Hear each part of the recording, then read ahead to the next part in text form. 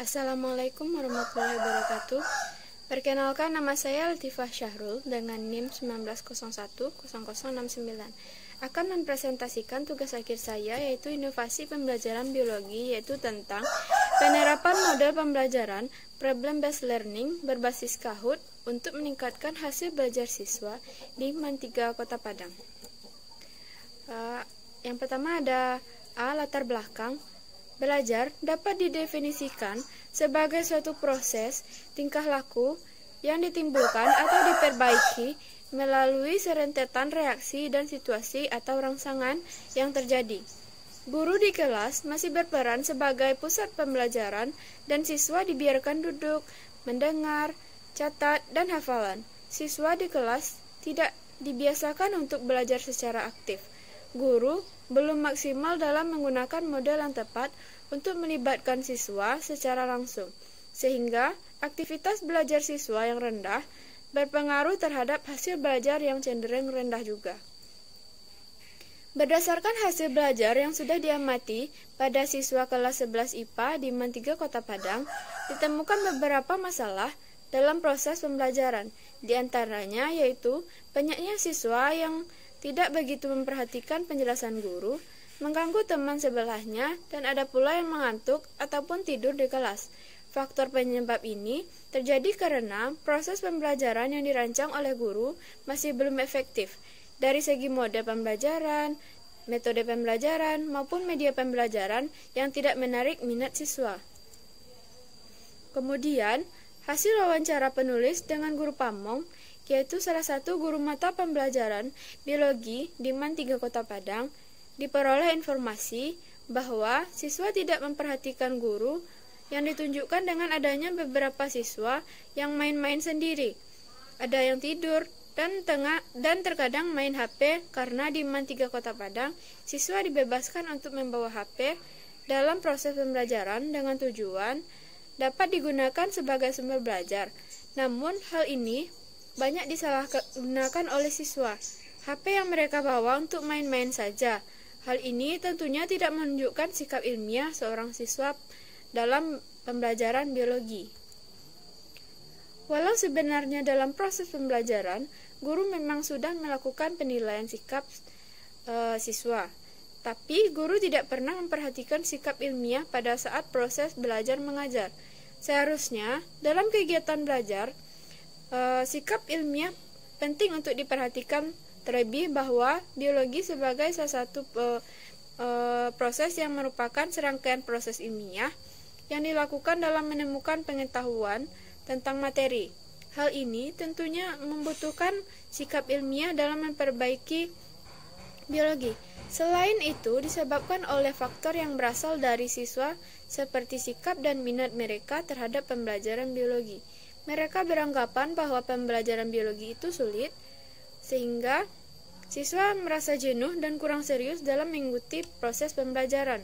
Hal ini dapat mempengaruhi hasil belajar biologi siswa yang rendah. Terlihat dari rata-rata di bawah kriteria ketuntasan minimal atau KKM. Adapun KKM mata pembelajaran biologi di MAN 3 Kota Padang adalah 81. Selanjutnya ada solusi. Berdasarkan permasalahan di atas, penulis mengambil suatu alternatif solusi pembelajaran, yakni dengan menerapkan mode pembelajaran based learning, yaitu atau yang disebut dengan PBL, dengan metode eksperimen dan metode diskusi. PBL merupakan mode pembelajaran yang menantang siswa untuk belajar bagaimana belajar bekerja sama secara kelompok untuk mencari solusi dari permasalahan yang ada. Model PBL ini terfokus pada pembelajaran di mana masalah yang dipilih, sehingga siswa tidak saja mempelajari konsep-konsep yang berhubungan dengan masalah, tetapi juga metode ilmiah untuk memecahkan masalah tersebut. Dengan adanya keterampilan, mereka menerapkan metode ilmiah dengan memecahkan masalah, maka akan memicu siswa untuk terus giat belajar dan mencari solusi untuk mengatasi setiap permasalahan yang terjadi, khususnya dalam pembelajaran biologi.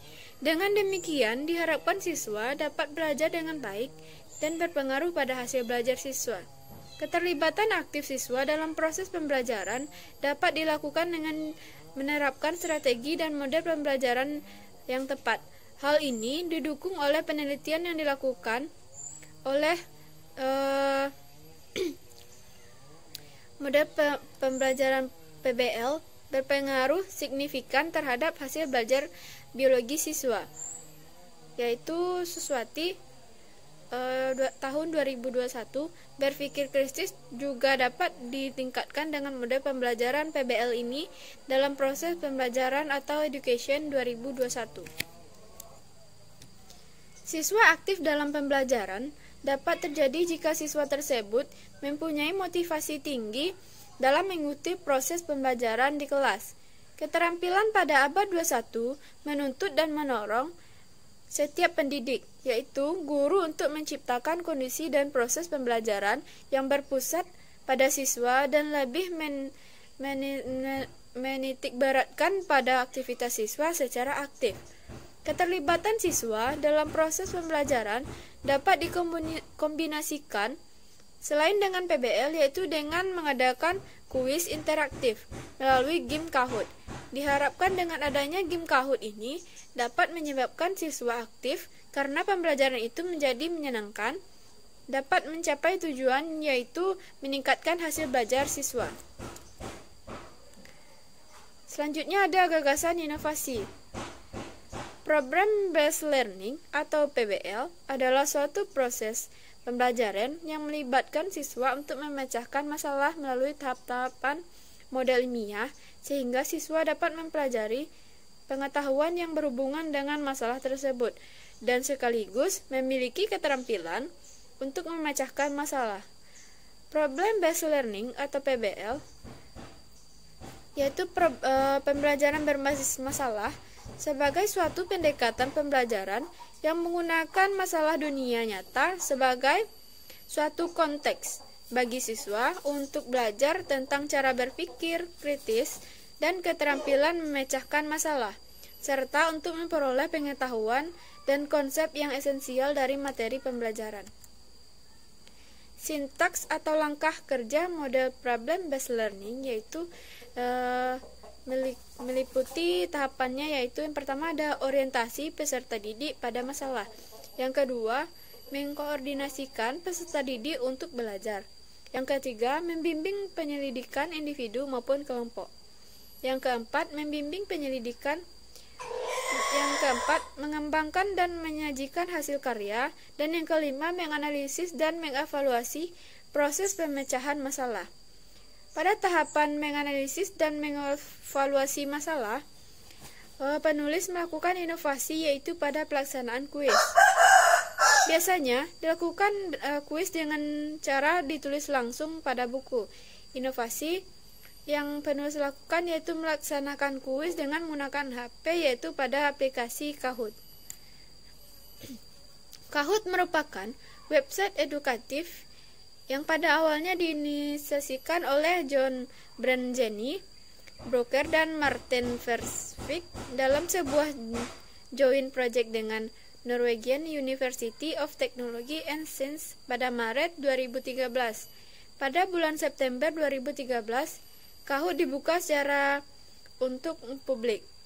1 tahun setelah diluncurkan, Kahoot sudah memiliki lebih dari 1,5 juta pengajar yang telah terdaftar dan 49 juta pembelajar yang daftar untuk memainkan permainan ini. Kahoot merupakan salah satu media pembelajaran online yang berisikan kuis dan game. Kahoot juga dapat diartikan sebagai media pembelajaran interaktif karena Kahoot dapat digunakan dalam kegiatan belajar mengajar seperti mengadakan pretest, post-test, latihan soal, penguatan materi, remedial, pengayaan, dan lainnya. Salah satu syarat untuk membuka Kahoot adalah memiliki akun Gmail atau akun lainnya. Kahoot memiliki 4 fitur: game, kuis, diskusi, dan survei. Untuk game biasa dibuat jenis pertanyaan dan menentukan jawaban serta waktu yang digunakan untuk menjawab pertanyaan tersebut. Uniknya, jawabannya nanti akan diwakili oleh gambar dan warna. Peserta diminta untuk memilih warna atau gambar yang mewakili jawaban yang tepat. Selain mencari jawaban yang tepat, peserta harus memastikan tidak memilih salah sentuh atau salah klik ketika memilih jawaban. Tahapan penggunaan Kahoot yaitu yang pertama masuk dengan link yang telah ditentukan, yang kedua tulis nama, dan yang ketiga baca soal lalu pilih jawaban yang dianggap benar. Kelebihan dan kekurangan dari Kahoot sebagai media pembelajaran. Yang pertama ada kelebihan. Kelebihan dari Kahoot ini yaitu suasana kelas dapat menjadi lebih menyenangkan. Yang kedua, anak-anak dilatih untuk menggunakan teknologi sebagai media untuk belajar. Yang ketiga, anak-anak dilatih untuk kemampuan motoriknya dalam mengoperasikan Kahoot. Yang terakhir adapun kelemahan dari Kahoot ini, yang pertama tidak semua guru yang update dengan teknologi. Yang kedua, fasilitas sekolah yang kurang memadai. Yang ketiga, anak-anak gampang terkecoh untuk membuka hal yang lain. Yang keempat, terbatasnya jam pertemuan di kelas. Dan yang kelima, tidak semua guru memiliki waktu untuk mengatur penyusun rancangan pembelajaran dengan menggunakan aplikasi Kahoot ini. Mungkin hanya sekian presentasi dari saya. Lebih dan kurang mohon maaf. Wabillahi taufiq wal hidayah. Wassalamualaikum warahmatullahi wabarakatuh.